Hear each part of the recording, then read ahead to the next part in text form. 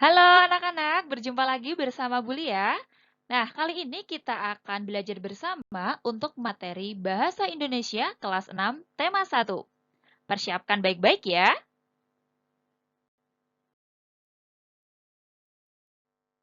Hari ini kita akan belajar bersama yang pertama tentang teks laporan hasil pengamatan.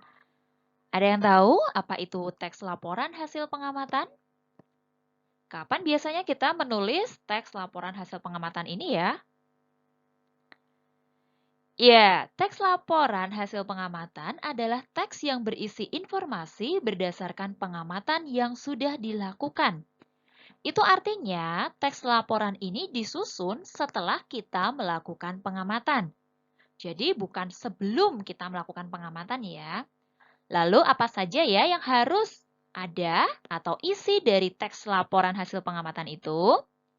Yang pertama yaitu informasi umum.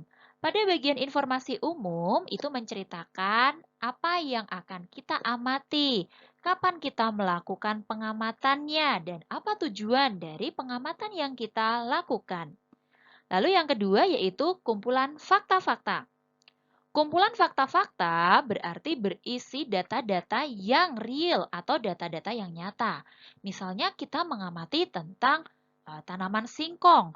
Nah, kita ceritakan apa saja warna daunnya. Jadi benar-benar berdasarkan pengamatan kita menggunakan panca indera kita. Jadi bukan berupa hayalan atau imajinasi ya. Dan yang terakhir yaitu berupa simpulan. Nah, di dalam teks laporan juga terdapat ide pokok. Apa sih gunanya ide pokok itu dalam menyusun teks laporan? Mari kita perhatikan materi untuk selanjutnya. Nah, ide pokok. Tentu anak-anak masih ingat ya apa itu ide pokok? Ya, ide pokok adalah gagasan atau ide yang menjadi pokok pengembangan dari satu paragraf. Nama lain dari ide pokok adalah gagasan utama, gagasan pokok. Di manakah ide pokok itu berada? Nah, ide pokok ini terdapat dalam kalimat utama. Lalu, untuk satu paragraf hanya ada satu ide pokok. Nah, cara untuk mencari ide pokok bagaimana? Cara yang pertama yaitu kita baca paragraf dengan cermat.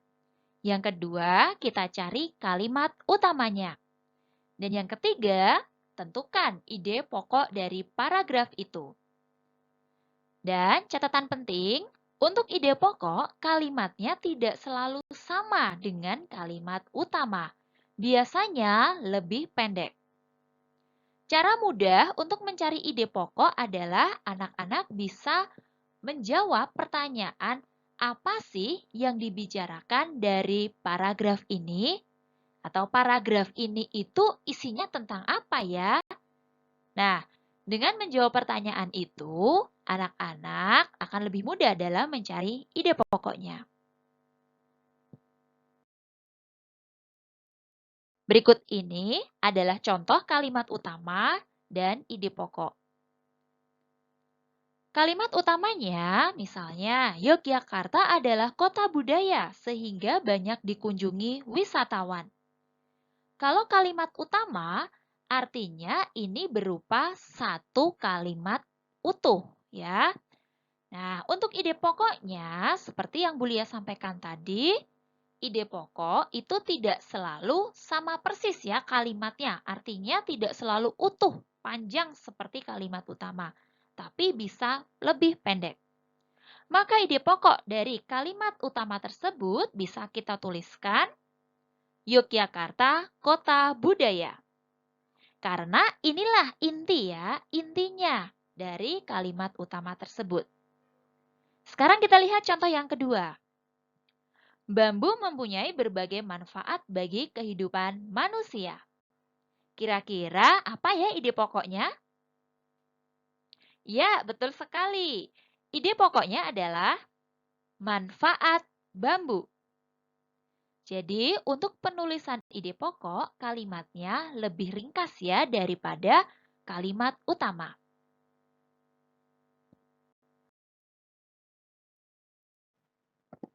Lalu, apa ya yang dimaksud dengan kalimat utama itu? Anak-anak masih ingat?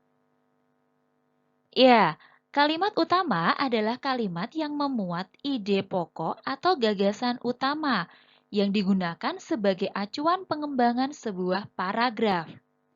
Jadi, kalimat utama ini bentuknya berupa kalimat ya, anak-anak ya. Dan untuk letaknya, kalimat utama ada yang terletak di awal paragraf. Untuk yang terletak di awal paragraf biasanya berupa kalimat umum, lalu nanti dijelaskan oleh kalimat-kalimat penjelas. Ketika kalimat utamanya ada di awal atau di depan paragraf, maka paragrafnya itu disebut sebagai paragraf deduktif. Dan ada juga kalimat utama yang letaknya ada di akhir paragraf. Biasanya ini berupa kesimpulan. Jadi, untuk kalimat pertamanya dijelaskan dulu penjelasannya. Jadi hal-hal yang khususnya. Lalu hal umumnya atau kesimpulannya itu ada di akhir kalimat ya atau di akhir paragraf. Dan untuk kalimat utama yang terletak di akhir paragraf itu ditandai dengan kata jadi, oleh karena itu, maka, itulah. Itu beberapa kata penanda ya. Dan paragraf yang kalimat utamanya ada di akhir paragraf disebut sebagai paragraf induktif. Sama seperti ide pokok, kalimat utama dalam satu paragraf hanya ada satu kalimat saja. Ya. Dan kalimat utama ini dijelaskan oleh kalimat-kalimat penjelas. Kalau kalimat penjelas ini biasanya lebih dari satu kalimat karena menjelaskan kalimat utama.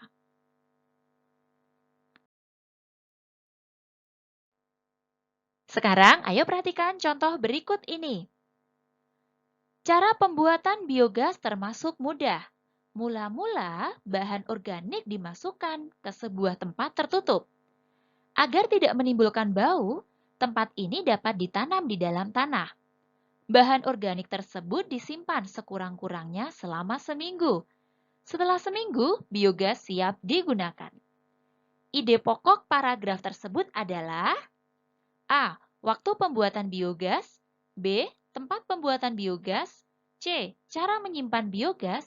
D. Cara pembuatan biogas. Ayo, menurut anak-anak, mana ya yang merupakan ide pokoknya? Apakah A, B, C, atau D? Langkah pertama untuk mencari ide pokoknya yaitu kita cari dulu ya kalimat utamanya. Mana ya kalimat utamanya? Ya, betul sekali. Kalimat utamanya adalah cara pembuatan biogas termasuk mudah. Nah, jika kita sudah menemukan kalimat utamanya, maka kita bisa mencari ide pokoknya. Maka ide pokok dari paragraf tersebut adalah ya, yang D, cara pembuatan biogas. Apakah anak-anak sudah paham? Wah, hebat sekali. Bagus. Nah, anak-anak, pada teks laporan, pada bagian isi tadi ada simpulan ya. Simpulan adalah ikhtisar akhir dari suatu teks. Lalu, langkah-langkah untuk mencari simpulan bagaimana? Langkah yang pertama yaitu kita membaca teks secara keseluruhan. Tujuannya supaya kita memahami apa isi dari teks tersebut. Langkah kedua, temukan informasi penting yang ada di teks tersebut. Jadi, info-info pentingnya itu apa saja ya dari teks yang kita baca. Dan yang ketiga, setelah tadi kita menemukan informasi pentingnya, kita hubungkan semua informasinya menjadi satu pernyataan akhir. Dan yang perlu anak-anak ingat, simpulan itu memuat semua informasi yang ada pada bacaan tersebut. Jadi tidak hanya sebagian informasi saja, tapi seluruh informasi itu termuat ya di dalam simpulan.